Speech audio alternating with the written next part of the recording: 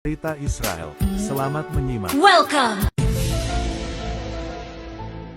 Biden berencana mengirim pengiriman senjata senilai $1 miliar ke Israel.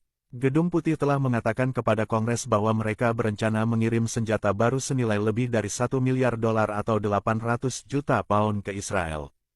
Hal ini terjadi meskipun AS menentang invasi besar-besaran oleh militer Israel di kota Rafah di Gaza Selatan.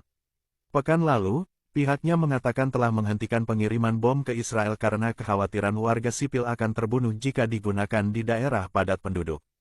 Paket tersebut dapat diblokir oleh Kongres jika mayoritas di kedua kamar keberatan.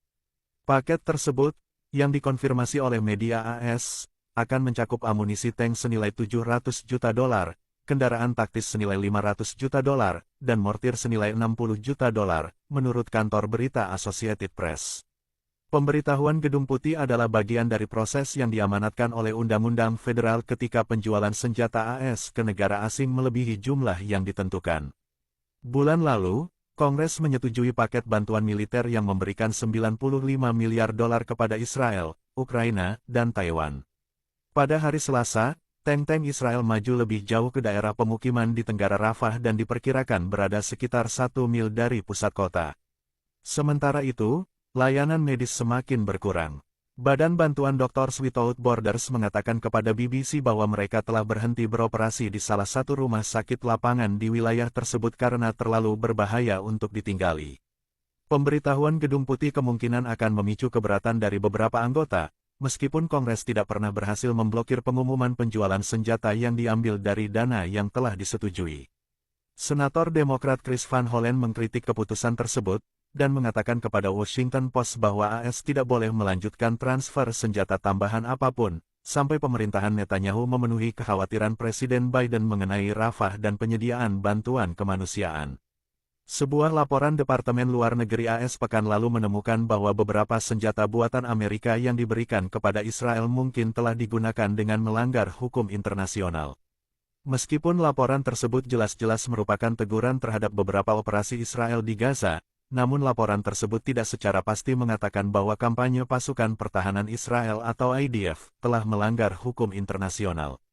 Ia menambahkan bahwa jaminan yang diterimanya dari Israel tentang kepatuhan penggunaan senjata AS secara legal adalah kredibel dan dapat diandalkan.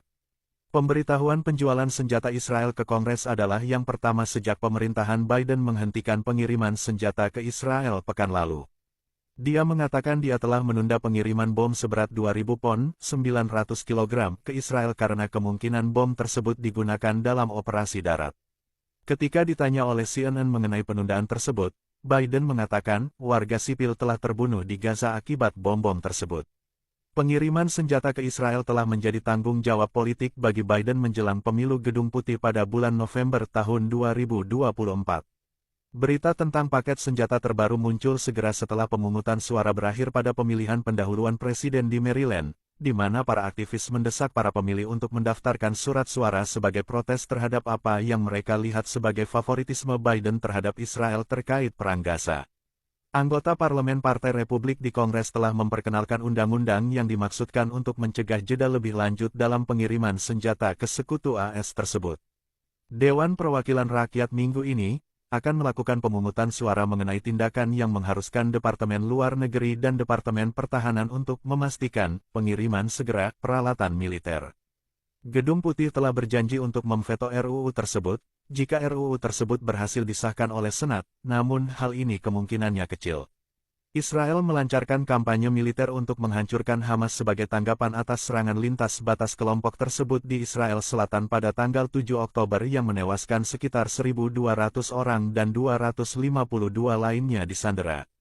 Lebih dari 35.170 orang telah terbunuh di Gaza sejak saat itu, termasuk 82 orang dalam 24 jam terakhir, menurut Kementerian Kesehatan yang dikelola Hamas di wilayah tersebut.